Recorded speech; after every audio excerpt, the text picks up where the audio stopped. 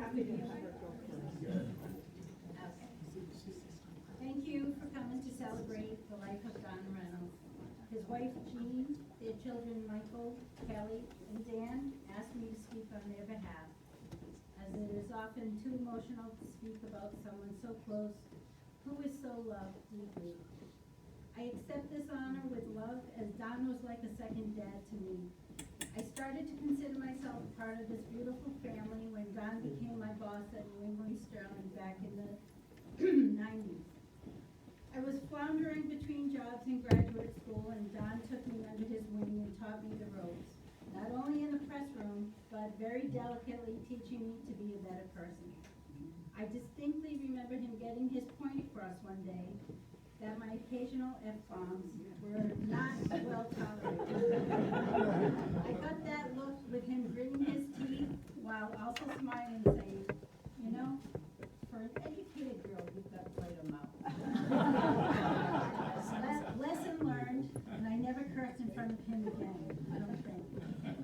I also remember when I met Jean, and I went on and on to Don about how beautiful she was and is to this day. And I could see him getting more and more annoyed. He then said, "Why do you sound so surprised? What am I, chopped liver?" We became fast friends after that, and he was always telling me great stories.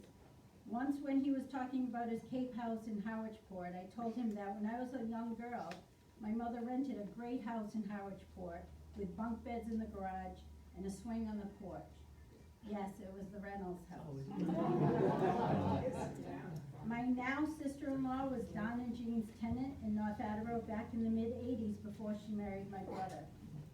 Years later, I became their tenant in the same apartment above them and have so many fun memories of Jean and I crying, laughing on the kitchen floor, with Don's antics chasing a bat that got in the house, or Kelly's dogs that got loose and he had to stop the traffic, or when one of them got sprayed by a skunk. He grew up in North Attleboro and by all accounts was a bit of a fun-loving youngster or prankster, a trait that he kept his entire life. He was a great storyteller, frequently saying, "Here's the next thing." He was always looking forward. He was a good man and a great friend. He had tons of friends who loved him. He never met a man he didn't like, and he never spoke badly about anyone. One of his friends recently wrote the following: patient, kind, understanding, gentle, and very much a listener are words to describe our Don, a person you feel that you have known forever. He was so very proud of his 3 children and 6 grandchildren and valued his family above all else. His son Michael wanted to share the following. When I think about my dad, there are a lot of words that can be used to describe him. I wanted to share a couple of quick stories that embodied who he was as a person and a father. The thing about my dad is that he seemed to know everything.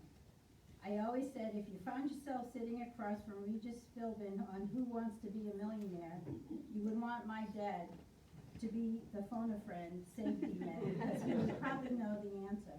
It didn't matter the topic. I could call him with questions about sports, finances, lawn care, or fixing a faucet. There was a time, though, that I was having issues with my lawnmower, and after tinkering around with it for a while, I decided to call my dad. I explained to him what was going on, and he went on FaceTime. As I was showing him where the issue was, he said, "Michael, just get a new lawnmower." If that was his fatherly advice, that's what I was going to do. He didn't tell me to just get a new lawnmower, though. He sent me the money to buy one because that's how he was. He was always very generous and wanted to help. That transaction did come with one caveat, however. Don't tell your mother. The other thing I wanted to share about my dad was that I grew up playing sports, primarily basketball, and he was at every single game. It didn't matter if it was a town rec, YMCA, or a high school basketball, he never missed. Never missed, but I will miss him every day.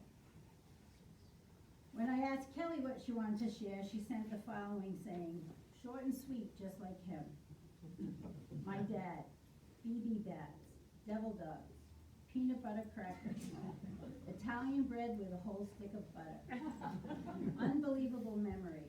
I will sorely miss being able to ask you, do you remember? And you always would, and even more than I asked. #1 fan. No matter the issue, you were always there to support me and lift me up, and never ever did you judge me. Comedian. You always made me laugh every time we spoke. I will miss being instantly transported back to being your giggly little girl, no matter my age. Pop-Pops. My son's one and only Pop-Pops. There are no words for how grateful I am for the priceless memories Aiden will have of your time together. Thank you. You were these things and so much more, but most lovingly, you are mine. You are mine, my dad. Dan shared the following on the day Don passed. One of my father's favorite speeches was Jimmy V's "Don't give up, don't ever give up." The one thing he didn't do, even though the last couple of years were filled with pain and being constantly uncomfortable, was give up, even until his last breath. You were an amazing husband, father, and more importantly, something I'll take with me always is your unwavering loyalty to those closest to you. I've had the greatest privilege of sharing the same birthday as you, and July 2nd will always be a day I cherish the most. You always want your heroes to live forever. I lost mine today. R.I.P. Dad, love you. To quote Jimmy V, cancer can take away all my physical abilities. It cannot touch my mind. It cannot touch my heart, and it cannot touch my soul. And those three things will carry on forever. Heaven just received another scratch golfer. Do me a favor and kick a few in for me. Ironically, I found him while watching the NC State game. Jimmy V was the head coach from 1980 to 1990. Don's grandson, Aiden, would like to share a few words about his papa.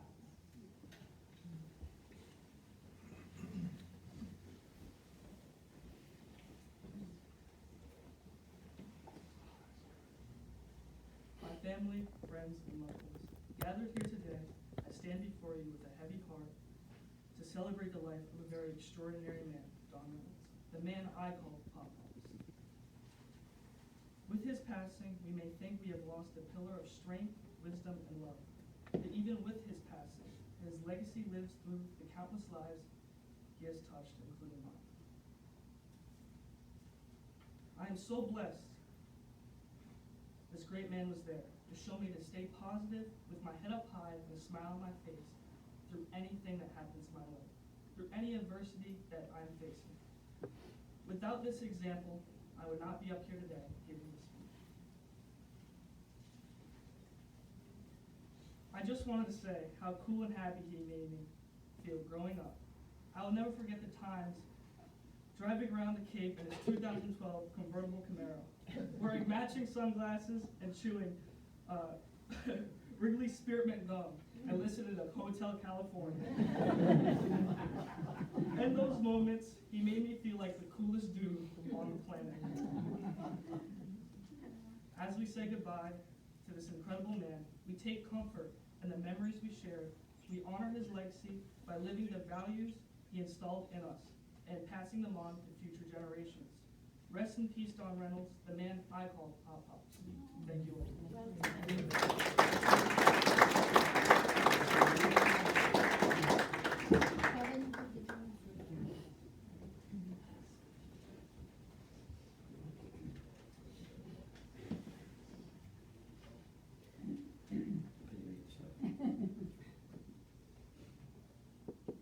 Well, good afternoon, all of you. And Jean, we all offer our collective sympathy to you. My name is Kevin Poirier, and I'm from North Attleboro, and I have a contingent from North Attleboro, and most of us went to school with Don. So the story that I have is the story that you don't know about Don Reynolds. And we have a lot of good information about Don. Well, a couple of weeks ago, we sat down and we said, you know, Jean wants us to come up with some stories about Don. So I think it was Dale He said, that's gonna be easy to do. He said, we all know what Don did. We were there. So Dale was very nice. So what we all said we would do, we would collectively come up with different thoughts about Don. And we were wondering who was gonna deliver this little talk. So Dale, or class president John, who's not here today because his brother passed away and buried his brother yesterday, so he couldn't make it. And Dale and the other Dale, we had two Dales and two Johns. And then my wife Betty, who was also in their class, they really said, okay, you should do it because you were the class president of the class of '59, and you were also the captain of the football team in Donnie's junior year. So I got nominated, so I'm here. So what I have is collective and warm and kind memories of Don Reynolds. And Dale did most of the work on this, but he asked me if I represent it.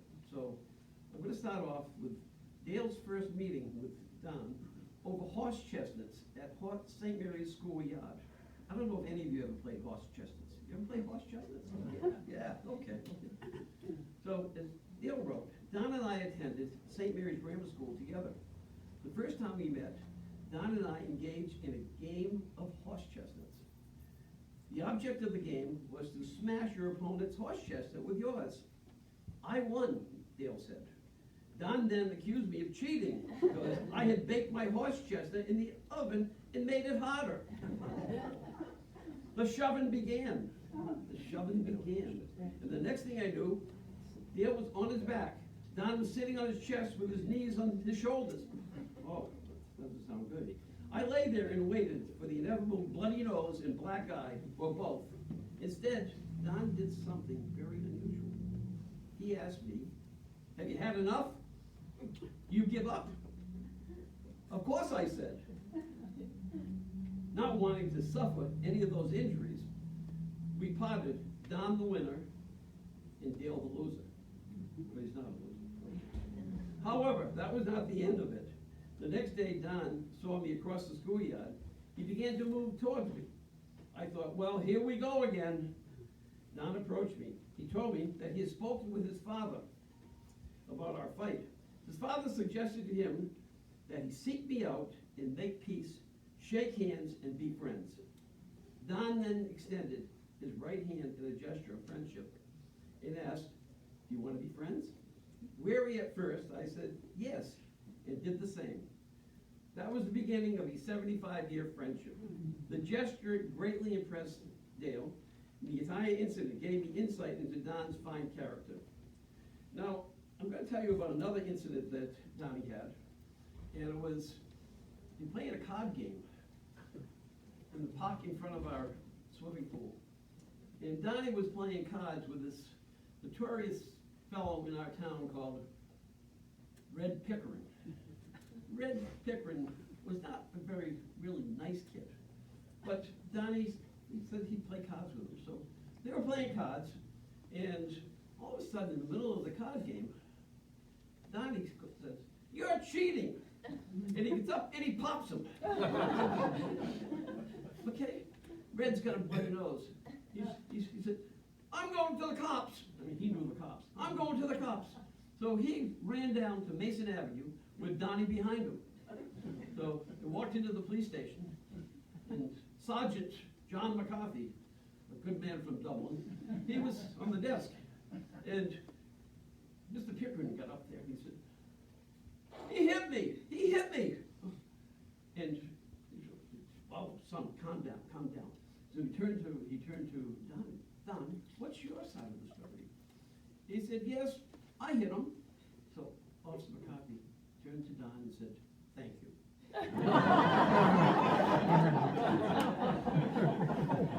So Donnie did a good thing for all of us. Okay, now Dale jumps to Don as a young budding athlete. So, Little League Baseball. Don and Dale played baseball as members of the local Little League. They played on different teams.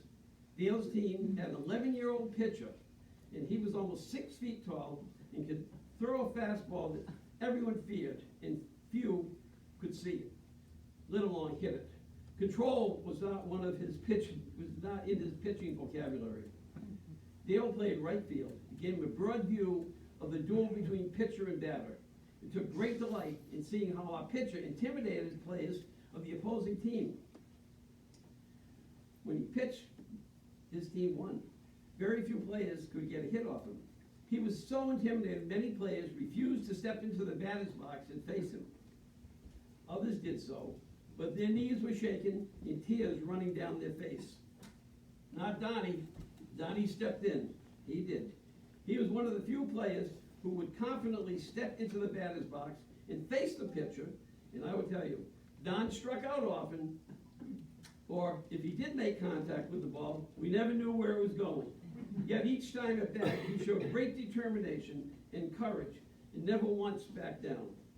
To watch him was to see the original version of True Grit. That was his baseball exploits. Then we go to his YMCA basketball, which we had an old YMCA building, which was built in the Civil War. It had a dirt cellar. I mean, it was really an interesting place to play basketball. We did have a wooden floor. Okay, Don also played in a local youth basketball league at the YMCA. The building was very old. It had been built for the veterans of the Civil War. Some days during the winter months, the director would recruit YMCA members to go down into the basement to shovel coal into the steam boilers to keep the building warm. As a member of the young basketball team, Don shoveled his share of coal. He also played guard on one of the YMCA youth basketball teams. He had an accurate two-handed push shot from the top of the key, like Boston Celtics Bob Cousy. He was also one of the few players who could dribble down the court without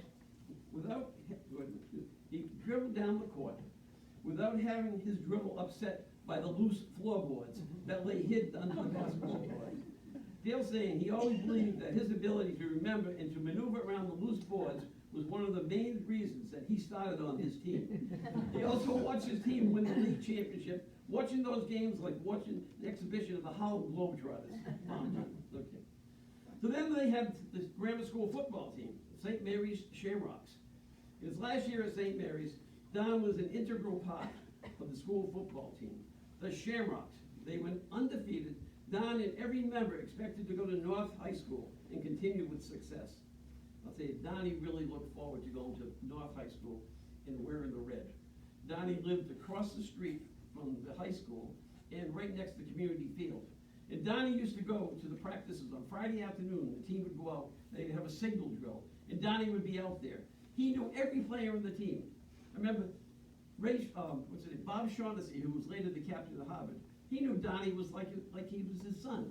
So Donnie that was his dream. He wanted to wear the red of North High. Okay, I'm going too far, I went way ahead of myself. Okay, let's talk about how Don developed his social skills in good footwork. This is interesting. To teach young boys and girls good social manners adequate, North Attleboro sponsored a dancing class at the high school gym. It was where the socially awkward young boys, called the masters, could take the shy and bashful young girls called the misses, and I remember Mrs. Holland saying, well, the masters take the misses by the hand, because I was there, into their arms and learned how to dance the Viennese waltz, the foxtrot, the jitterbug, flavored by the Latin rhythms of the samba, tango, and the cha-cha-cha. Don enthusiastically attended these classes. To see him dance around the gym, dressed in a sport coat, shirt and tie, and newly polished shoes, was to observe energy of adolescence in action. Don danced with them all, the short, the tall, the wide, and the small.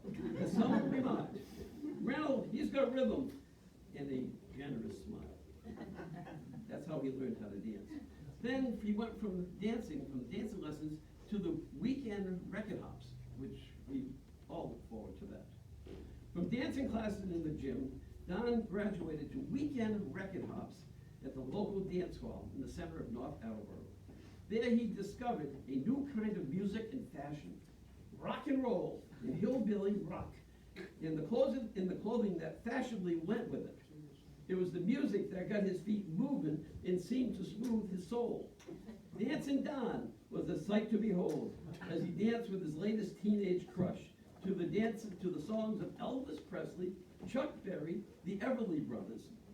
Dressed in his khaki slacks, bright sweatshirt, tan bucks with pink shoelaces, he twisted. He took the high steps. He did the stutter steps. He did the back steps. He did the crossover. He spun around, all to the beat of pop music. Before television discovered Dancing with the Stars, Don was starring at the Hop. Okay, as a competitive athlete, now we're going to his high school.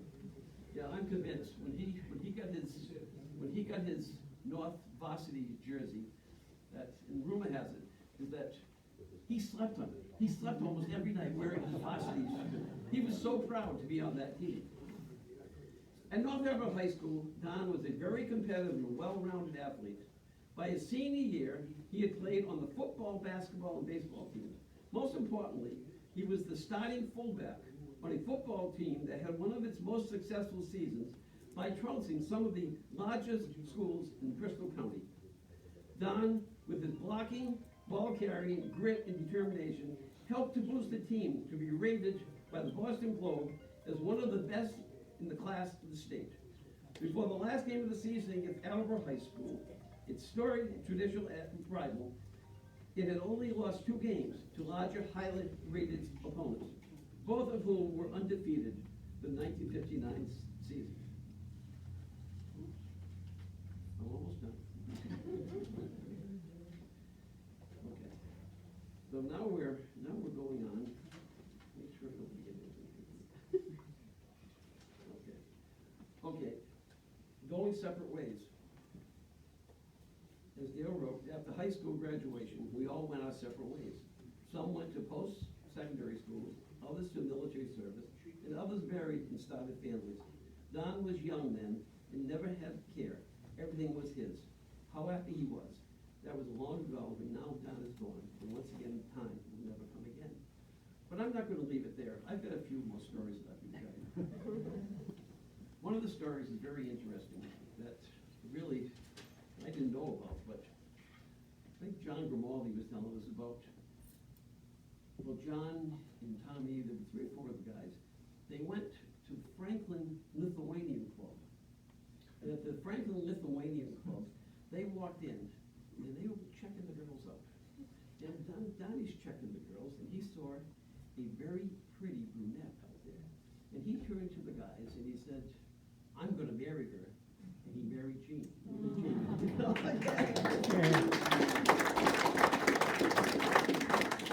There's another good story I want to share with you, and that was at Don and Jean's wedding. And their best man was our good friend John Grimaldi, because John, you could trust John. You know that John would be there, and whatever help they need that day, that he would be there. So when they went to the church, they gave him their passports and they gave him the tickets so they could go on their honeymoon. So John took it and he got it in his pocket, and they all had a great time. At the end, Donnie and Jean, they left. John hadn't left yet. He eventually left, and he drove home to his Chestnut Street home in North Attleboro.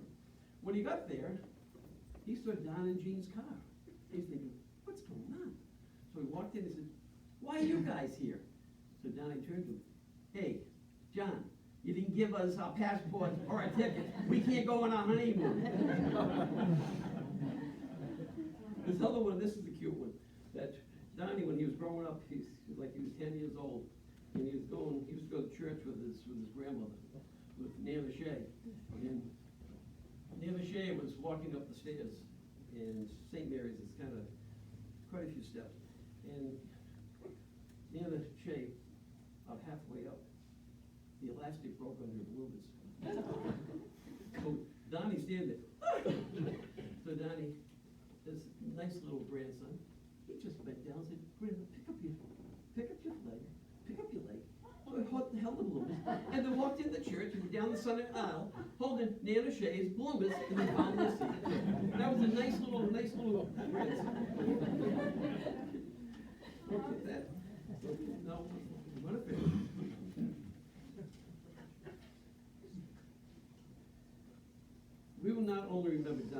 competitiveness as an athlete, but also as a person who is kind and gentle, and who cherishes friendship in action and in mind, always thinking of others, trying to cheer his friends, even when it was he who needed cheering.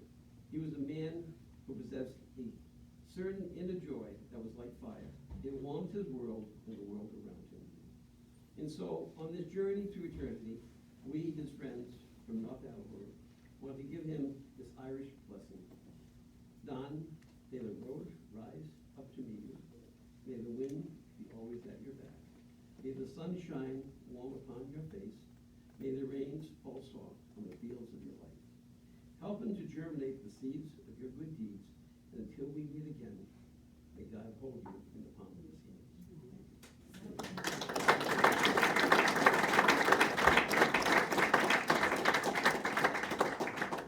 Jean, did Max or Marty want to say something?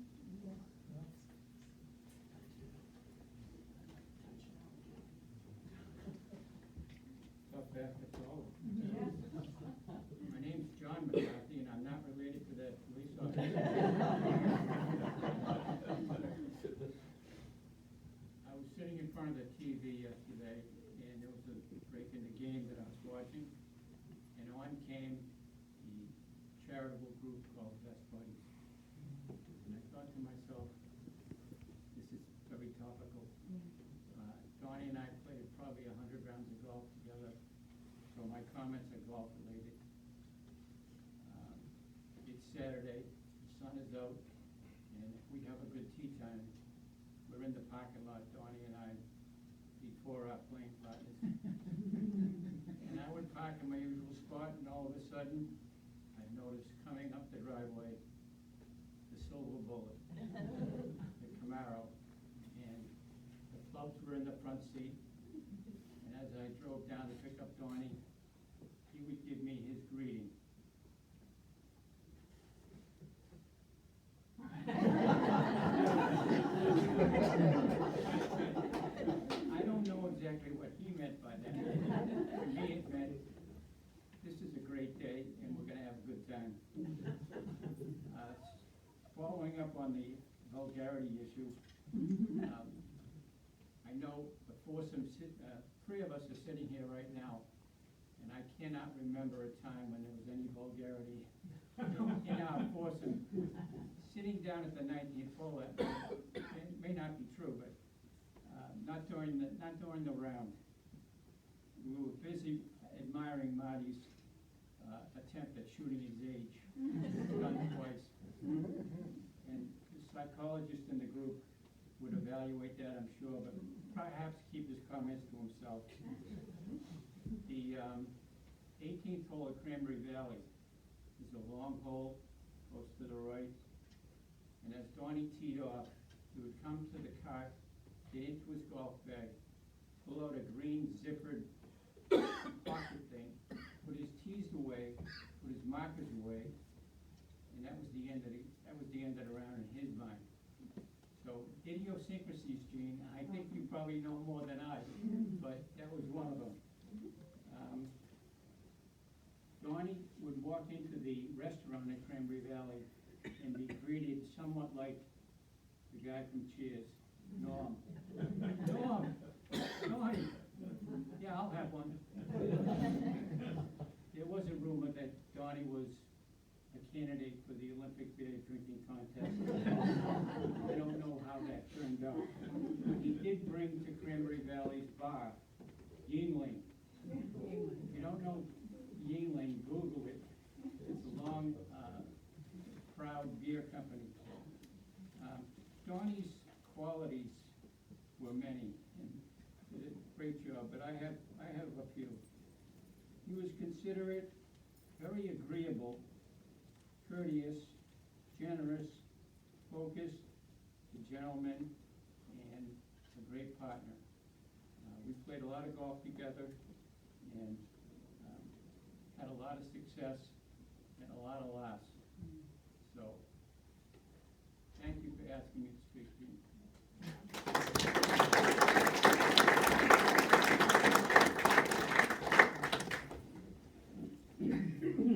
Hi everyone, my name is Marty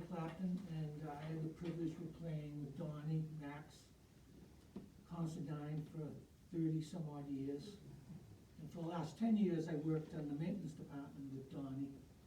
And I'll tell you, there was never a man who put in a full day's work as a seasonal person as he did. And looking over the years, Donnie always spoke highly of his family, loved them dearly, and it really spoke to the man what he was like. So I'm going to tell you two stories, and they're PG, so don't feel I'm going down the wrong road here. But we all had, in the foursomes we had over the years, different things that came up during the round. And one of them was, going back, Donnie was a dresser. I mean, if you showed up in the morning, he had creased pants, his polo shirt was always done up the top button, even though it was 80 degrees out, and he had his fitted hats on, all the different teams that he had. And he, that button never came undone the whole time, all right? And even when we were inside on the 19th hole. So this particular day, we're playing, and I putted the ball, and I missed the hole, and he would say, "Oh, you need lead tape." So he putted the ball, and all of a sudden I hear a noise as he's walking towards the hole. And I said, "Donnie," he goes, "What? Excuse yourself." Noise, what are you talking about? He said, "Did you pass wind?" I said, "No, this is my shoes. I coated with Honor Roll. They sleep." So we had a good laugh with that. And, it was, like he said, he was immaculate, the way he took care of his clubs, his golf, making, he'd say, "You want to fix that grip for you? It's maybe a little crooked." So, and the next story was that we had a lot of sayings in the group. A fellow who passed away years ago, Murray Lai, or there was the Paul Capero, I'll pass, and we played wolf, things like that. So Donnie, came up with the things. I said, "You need lead tape on that putter, or you missed the hole by 3 feet." He says, "How come that didn't go in?" So one day I was putting, and I didn't play the previous week, and so I putted, and I left it about 3 feet short. So he said, "That's a dick." I go, "What?" He said, "That's a dick." I said, "What's that about?" He said, "Well, we played last week with this fella from Exeter, New Hampshire. His name was Dick. And he, during the round of golf, with Max and I think Murray and maybe he complained about every putt that he missed. It was short, long, and he just complained. So Donnie came up with a saying, "That's a dick." That's being passed on to our group now. Remember the good thoughts of Donnie. He was a great friend, he was a great competitor, and we miss him dearly.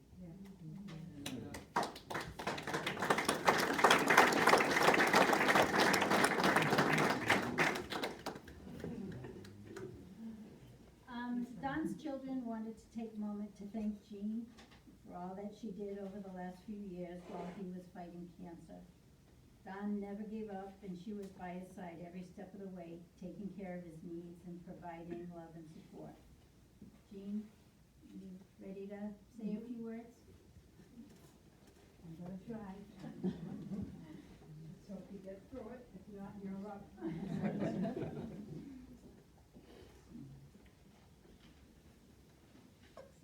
I'm just so happy to see everybody here today. Oh, what a beautiful turnout and a testament to John. I was a 19-year-old girl when I met Don, a 24-year-old boy. My family was worried about me for going out with an older man. They were afraid I might get hurt. As it turned out, he was the best thing that ever happened to me. We were complete opposites in so many ways, but the one thing we had in common was we love to make each other laugh. It was the glue that got us through the challenges that come with 57 years of marriage. I was anxious and fearful, and Don wasn't afraid of anything, always ready for any adventure. He had such a zest for life. But Donnie, every day was another day to make a memory. He took such good care of his family, and I finally got the opportunity to take care of him. But he was still the boss man, giving me direction on what to do and how to take care of him. And I'd get frustrated and I'd say, Don, I'm the professional here, I know what I'm doing. And then he would laugh, and I would laugh, because he knew he'd get under my skin. Everyone who talked to Don couldn't get over how positive he was. He would always say when facing a trial, particularly this last one, when we'd get in bed at night and he'd grab my hand and he'd say, tomorrow will be a better day. And he truly believed that. He was so positive. I could go on about his good qualities, but at the heart of him, I would say that Don was a very, very good man. I have a few words really that spoke to Don's last days. If I can go through this one. We saw you getting tired, and a cure was not to be. With tearful eyes, we watched you, and we saw you pass away. Although we love you dearly, we could not make you stay. Your hard-working hands are now at rest.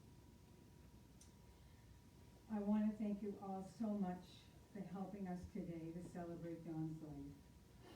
We all know he would love to be here to listen to all the funny stories, and he would be laughing right along with the rest of us. I also want to thank you all for your prayers, your love and care you showed us during Don's most difficult struggle.